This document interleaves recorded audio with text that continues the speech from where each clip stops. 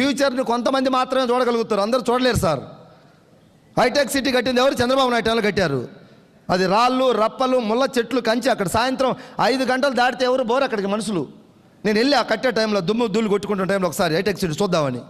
ఈరోజు hitech city రూపురేఖలే మారిపోయినాయి. Hitech city ద్వారా హైదరాబాద్ రూపురేఖలే ఎవరు నమ్మినా ఒప్పుకోవాల్సిన తీరం, సత్యం ఇది. చంద్రబాబు నాయుడు దగ్గర మంచి ఉంది, కేసీఆర్ దగ్గర మంచి ఉంది, చెడు ఉంది. జగన్మోహన్ రెడ్డి దగ్గర మంచి ఉంటుంది, చెడు ఉంటుంది. సార్ మనకు చెడు ఎందుకు? మనకు అవసరమా? మంచి ఎక్కడుంటే అక్కడ తీసుకుందాం. పోరాటం ఎవరి దగ్గర ఉంటే తీసుకుందాం. 13 సంవత్సరాలు తెలంగాణ కోసం కేసీఆర్ సార్ పోరాడినా లేదా? ఇక్కడ కేసీఆర్ సార్కి అభిమానులు ఉండొచ్చు, లేదా ప్రతిపక్షం వాళ్ళు ఉండొచ్చు. మనకు టాపిక్ అటుపోమాకండి. మళ్ళీ మనం వాళ్ళను విమర్శించి వాళ్ళను కామెంట్ చేసేంత స్టేజ్ మనకు లేదు ఇప్పుడు, అవునా కాదా? నీకాడ ఒక 100 కోట్లు ఉంటే అప్పుడు నువ్వు వచ్చి పబ్లిక్ విమర్శించు, నో ప్రాబ్లం. మనకు సరిగా ఈఎంఐలు కట్టుకోలేకపోతున్నాం, వాళ్ళు విమర్శించొద్దు, వాళ్ళ దగ్గర ఉన్న మంచిని తీసుకుందాం. 14 సంవత్సరాల పోరాటం ద్వారా మలిదశ ఉద్యమంలో తెలంగాణ వచ్చింది. సార్ జగన్మోహన్ రెడ్డి రాజశేఖర రెడ్డి కొడుకని ముఖ్యమంత్రి సీట్ రాలా. 9 సంవత్సరాలు చేయాల్సినవి చేస్తే రావాల్సినవి వస్తాయంట. చేసిండా లేదా?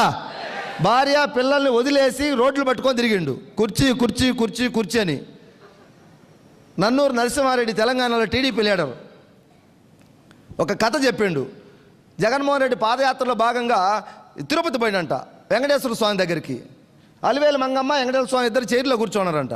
పాపం జగన్మోహన్ రెడ్డి వచ్చి నేను వెంకటేశ్వర స్వామి లేచి నాయన రా అని చెప్పేసి ఆశీర్వదిస్తే అలివేలు మంగమ్మ నాయన అని దగ్గరికి పిలిచి వాళ్ళ భర్త చెబుతుందంట, ఆయన ఒక కుర్చీ పిచ్చి బట్టి తిరుగుతున్నాడు, నీ కుర్చీ తీసుకుపోగాక నువ్వు ముందు కూర్చొని మాట్లాడు అంటున్నాడంట.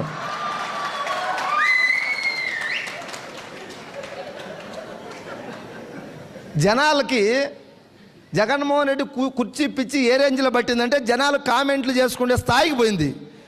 పిచ్చి మొదలుబట్టే కుర్చీ దొరికింది. సార్లో ట్రై చేస్తే దొరికేదా సార్? దొరకొద్దా? మనం కూడా ఇక్కడ ట్రై చేద్దామా, డిసైడ్ అవుదామా? చెప్పాలా? ఒకసారి డిసైడ్ చేద్దామా? ల్యాండ్స్ రైజ్ చేయండి. Decide. Thank you, thank you, thank you. ఈ క్యాంపు ద్వారా వారు వన్ సైడ్ అయిపోవాలి. ఇంకా ఓకేనా? ఎవరు వచ్చినా ముందుకే ముందుకే. వెస్టీజ్ అంటే నో రివర్స్ గేర్ లాగా పనిచేయాలి మనందరం కూడా. 10 మంది నో అంటే 20 మందిని అడగండి, 20 మంది నో అంటే 100 మందిని అడగండి, 100 మందిని నో అంటే 101వ వ్యక్తిని అడగండి. రివర్స్ గేర్ లేదు ఈ బండికి, ముందుకు పోవటం తప్ప. ఓకేనా?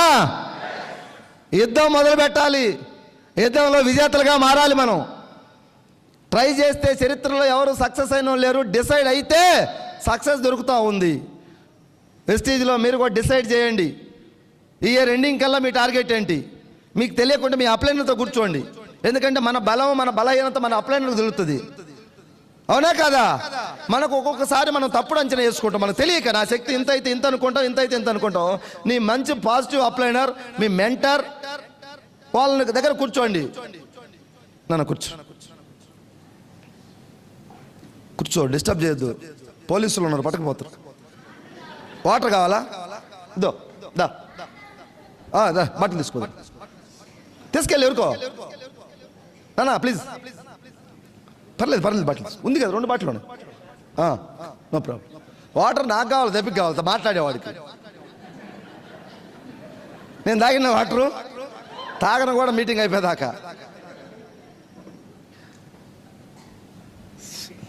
ఒక్క ఐడియా మన జీవితాన్ని మార్చేస్తుందంట. ఈ బొడ్డోడు వచ్చాడు, మన ఐడియా మొత్తం పోయింది.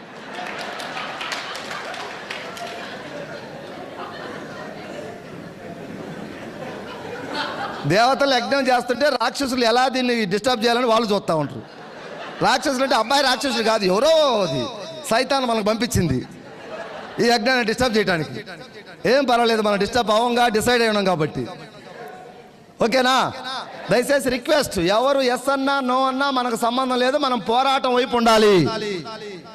వెస్టీజ్ అంటేనే పోరాటం, మనిషి జీవితమే పోరాటాలను పోరాడిన వాళ్ళని చూసి మనం కొంత అలవర్చుకోవాలి లక్షణాలు. 14 సంవత్సరాలు కేసీఆర్ సార్ పోరాడిండు, 9 సంవత్సరాలు జగన్మోహన్ రెడ్డి పోరాడిండు, చంద్రబాబు నాయుడు 73 సంవత్సరాల వయసులో ఉమ్మడి ఆంధ్రప్రదేశ్లో 9 సంవత్సరాల ముఖ్యమంత్రి, దాదాపుగా 10 years ప్రతిపక్ష నాయకుడు, విడిపోయిన ఆంధ్రకి మళ్ళీ తొలి ముఖ్యమంత్రి. ఇప్పుడు 74 సంవత్సరాల వయసులో మళ్ళీ పోరాటం అవసరం లేదు జనరల్గా అయితే ఆయనకి. చేతులు ఎత్తేసి ఇంట్లో పడుకోవచ్చు. ఎసార్నో పడుకున్నాడా పోరాడుతున్నాడా? మరి మనం ఏం చేస్తున్నాం? ఎండ అయితే ఎండ అంటే, చలి అయితే చలి అయితే, వర్షం అయితే వర్షం అయితే, ఇంకెప్పుడు నువ్వు పోరాడేది? బా ఎండలు టూ మచ్గా ఉన్నాయా? ఏం టూ మచ్ ఎండలు? పోరాడేవాడికి ఎండలు కనిపిస్తాయా? ఇప్పుడు ఎండలు అంటివి, రేపు వర్షాలు పడితే వర్షం అంటివి, చలికాలం వస్తే చలి అంటివి. నువ్వు పోరాడేది ఎప్పుడు? కొన్ని కోట్ల జీవరాశుల్లో మానవ జీవితం ఉత్తమైందంట పెద్దలు చెప్తున్నారు, నాకు తెలియదు. ఎన్నో కోట్ల జీవరాశుల్లో గోతం పట్టలు అవి తెచ్చుకొని ముందు గ్రీస్ తుడుచుకోవాలా. ఒక 6 నెలలు పట్టినా పర్వాలేదు. ఆ గ్రీస్ తుడవటానికి చేత కాకుండా నీ అప్లైనర్ తీసుకుపోయి ఇద్దరు కలిసి తుడవండి. ఆ గ్రీస్ తుడుచుకొని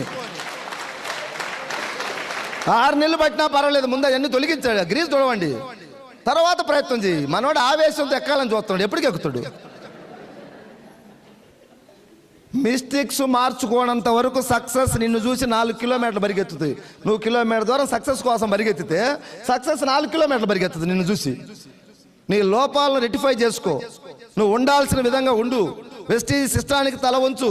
సక్సెస్ నీ దగ్గరికి వస్తుంది, నీ కాళ్ళ దగ్గరికే సక్సెస్ వస్తుంది, నో డౌట్. నేను ప్రూవ్ చేసి మాట్లాడుతా ఉన్నా.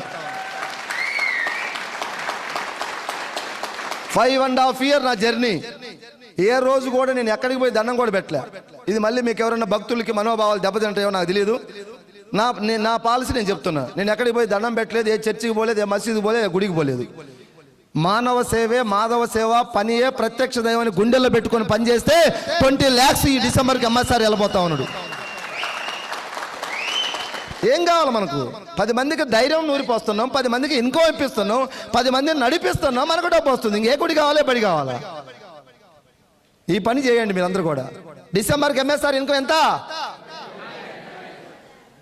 20. ఇంకొంచెం కనుక నాకు కనుక బీపీ వస్తే 25.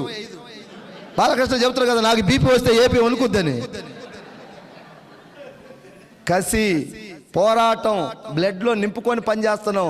కంపెనీ దగ్గర ఎథికల్గా ఉంది, కంపెనీ నీతిగా ఉంది, నిజాయితీగా ఉంది, ఆనెస్ట్గా ఉంది. ఎంత కావాలంటే అంత పేదలకు ఇవ్వడానికి రెడీగా ఉంది కంపెనీ.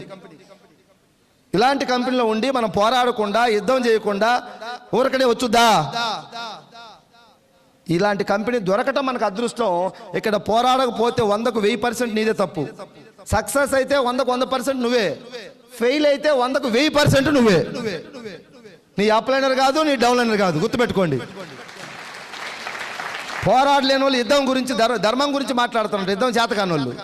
సార్ మాకు కనుక డిఎల్సిపి కరెక్ట్గా ఉంటే ఎరగదీసేవాడిని. డిఎల్సీ కరెక్ట్గా ఉంటే చెక్ చేద్దాం. చెప్పండి, ఎవరికి డిఎల్సీ ప్రాబ్లం ఉంటే చెప్పి 10 లక్షలు తెచ్చాడు, స్టాక్ పెట్టిపోతాం మేము, ఎరగదీయండి. ఎందుకు సార్ ఈ మాటలన్నీ?